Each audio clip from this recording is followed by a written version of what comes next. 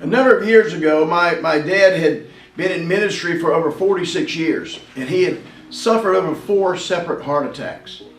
And he was at a place in his life that he could no longer functionally operate the way that he normally would do it. He couldn't get up and preach a message. He couldn't travel. In fact, only had 30% of his heart that was, if you will, working in his life at that time. This was back in the days that they didn't have all the technology we have today with transplants and things of that nature, heart transplants, or even with bypasses and things. They didn't have it back then.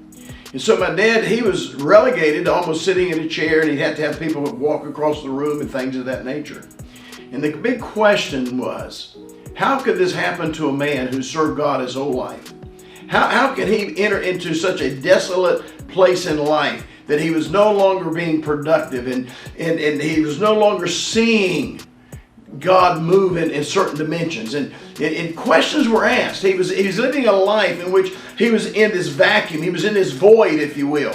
And of course, we talked about that the other day, that, when God began to move upon the face of the earth, it was without form or void. Satan had come in and created such a difficult situation that nothing was identifiable. And you could say that with my dad's life. We could look at him, and even though he'd had great success in his history, where he was in life at this point, none of it made sense. He was financially bankrupt because of the medical bills. He was physically broken because of the sickness from his heart and things of that nature. His ministry was no longer functional because he could not produce like he used to produce.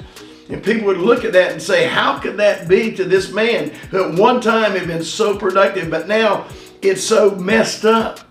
Well, that's kind of like in the beginning, God created the heavens and the earth. When he created it was absolute, but the enemy came and he brought destruction. But my dad had a man come to him one day, and he said, listen, I got a book I want you to read. And I want you to read this book and tell me what you think of it. The book was simply a book called The Force of Righteousness by Dr. Kenneth Copeland. Dad read that book, and so then he got another book by Dr. Copeland about the fact that Satan is the author of all of these things. And so he called the troublemaker. And his dad read those books. He said, you know what? He says, I'm beginning to see something that I've never seen before. Now, that's important, because you look into the void, you cannot look at the void for what it is. You got to look at the void based upon what God has said about it. And his dad began to look into his life and the brokenness, the sickness, the lack, the struggle, things that he could not even, when he looked in the mirror, he couldn't even identify himself almost because he'd been so emaciated from his sickness. But he began to take the word of God, and he said, I realize over there the way God dealt with the void of the emptiness or the confusion that the enemy brought is he began to take his word and he began to speak into the void. He began to take the word of God and he began to speak into the void. And my dad began to do that, and of course the rest is history. He was healed. His heart was totally healed. He was totally restored in ministry. His latter ministry was greater than his former ministry. How can that be? Because he began to speak the word of God.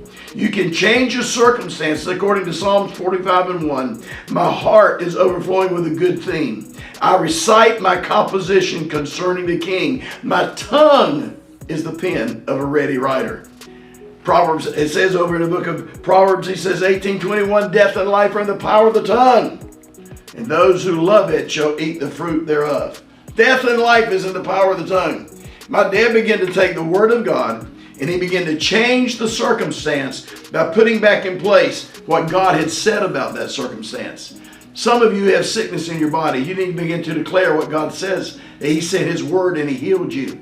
That by his stripes that you are healed. That you need to know that God created you not to be sick, but created you to be healthy. God is a good God. He loves you, wants to bless you. Some of you are going through financial difficulty. You've got to begin to speak into that void, saying, I know that God has called me to be above and not below, to be the head and not the tail. He's called me to be blessed in my coming in and going out. You begin to create in that atmosphere a new picture. And when the word of God goes forth, no matter what the enemy has done, whatever he's done has now got to begin to line back up with what God has said.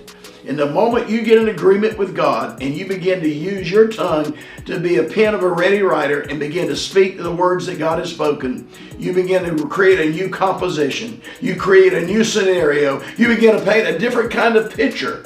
And all of a sudden, that which looked empty now looks full. That which was in lack now looks like it's walking in abundance. That which looks like it was broken is now put back into place. And as I said once before to you on another telecast, what God has created, no matter what the enemy's done to it, God's not forgotten what he created. He knows how to put everything back together again. I believe some of you today need to speak into your void and begin to declare the goodness of the Lord in the land of the living. Paint a new picture with the Word of God and with the tongue that God has put in you, and begin to speak life and not death over every situation.